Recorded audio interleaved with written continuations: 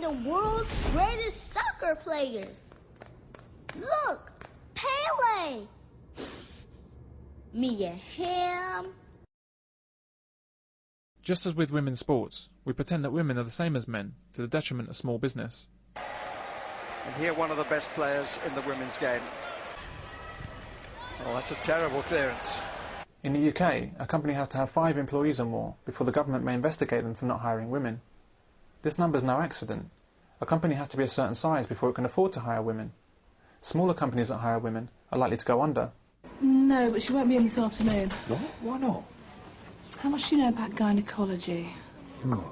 With their increased rates of illness, unique women's troubles, lower work rate, shorter hours worked, toxicity to other workers with accusations of sexual harassment and pay gap complaints, and of course, with their right to 52 weeks maternity leave, women are simply not affordable for smaller businesses.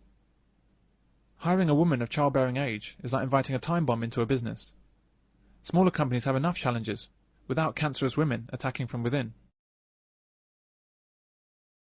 But in larger organisations, public and private, there's huge pressure to hire more and more women.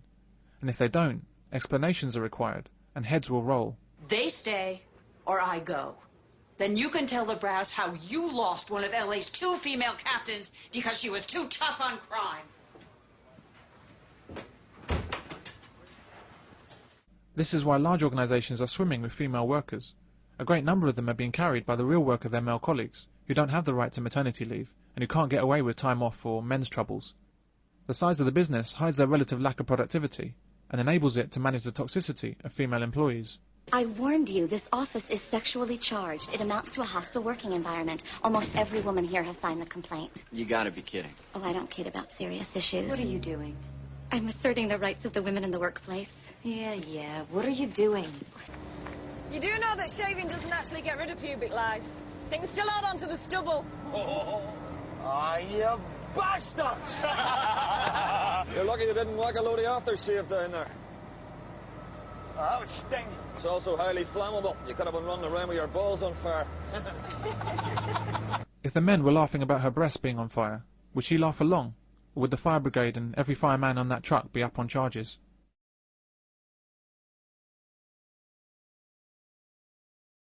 One of the main problems with women at work is that they fail to take responsibility and fail to adjust. They expect the job to adjust to them, and society supports this female attitude. When a man joins the fire service, he thinks, what do I have to do to fit in? A woman thinks, how can I change the job to suit me? Chief, in my last house they gave me my own sleeping quarters. No problem. And they also gave me my own bathroom. Look, you want to fight fires with these guys, right? Side by side, life and death. Right.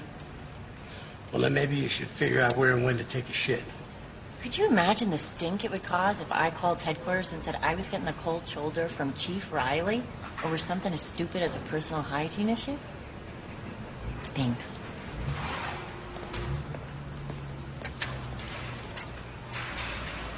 But to big business and to government, toxic women are okay. They're a necessary evil. It's worth it to them to have lots of women on staff, even when they sue their own companies for sexual harassment or discrimination or whatever oppression they're feeling that day. Stephanie Villalba is suing the company for sex discrimination, unfair dismissal and paying her less than her male colleagues. Only last month, the bank was forced to settle a 10-year discrimination battle with 1,000 female employees in the United States. This case also throws a spotlight on what many see as a macho culture in the city, which is driving many women to seek redress against their employers. The city doesn't have a macho culture. What it does have is a lot of men who are very good at what they do, and only a few women that can keep up. But instead of looking to improve their performance to equal that of men, women prefer to cry foul.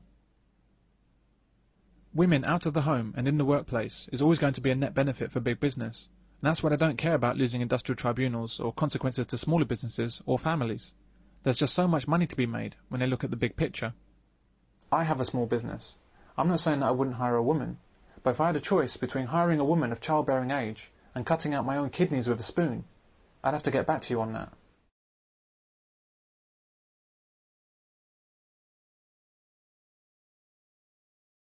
Estelle Morris quit as Education Secretary in 2002 because, by her own admission, it was too much for her. However, instead of disappearing to the back benches, she was promptly reappointed to a different ministerial role. This gives a good indication of the general calibre of women in government. How many more qualified men were bypassed to put a self-confessed incompetent in place so that Labour could show it had some senior females in the party? And what are the consequences of all women shortlists for Parliament? And in order to allow progress on women's representation in the House to continue, we'll extend the permission for all women shortlists for parliamentary selection until 2030. I'm also concerned about women-only lists for Parliament, because effectively, if you get a woman that comes from a female-only list in Parliament, you're going to get substandard people. We don't get the best candidate, we get the best female candidate. Labour says they need to have these lists in order to get more women into politics. Yeah, well, we've got to get more women into politics. If women don't want to go into politics, why should we push them into it? If women don't want to go out to work when they've had their babies, why should they be pushed into it? But you get Labour ministers usually turning around and in fact outrageously said about a year ago that if women don't go back out to work, that their education has been wasted. Well, if I was a young woman and I've got kids, I'd be outraged to hear that. Why should I be forced to go out to work because a female minister says that I should go out to work?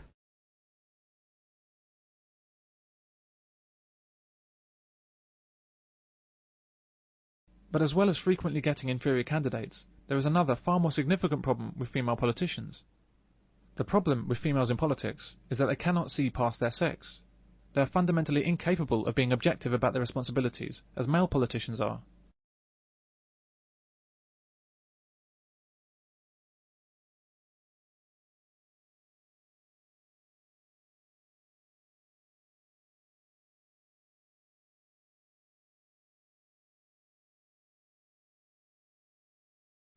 Take this member of the European Parliament. Hello, I'm Mary Honeyball. I'm a British MEP. I'm from London. And we're very pleased indeed to have Harriet come to talk to the Women's Rights Committee. The recession is hitting women more than men. I mean, we certainly know that in the UK, and I think it's the same across Europe. So it's very important that the Women's Rights Committee discusses this matter, and we're very pleased indeed to have Harriet with us to do that. This woman is supposed to be representing all the people of the UK, but she's clearly only representing women. Anyone who could believe that the global recession is somehow worse for women is not merely mistaken. She's evil, and quite possibly demented.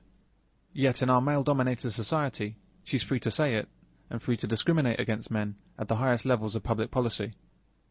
Most Labour female MPs tend to be of the extreme feminist variety, and they did readily admit that when women came to them in their constituency, they would listen and take on board what they were saying.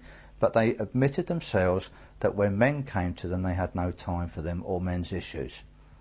So that this fallacy that because it's a so-called male-dominated society, that somehow men will only ever do things to benefit men is absolute tosh. Because what men will tend to do is to make way for women and bring them on board, as indeed we do in mankind. Yeah, I think I agree with that. I think just because it's run by men doesn't mean it's run for men. Oh no, absolutely not. That's where the big misunderstanding seems to have occurred. It is, yeah. Isn't it?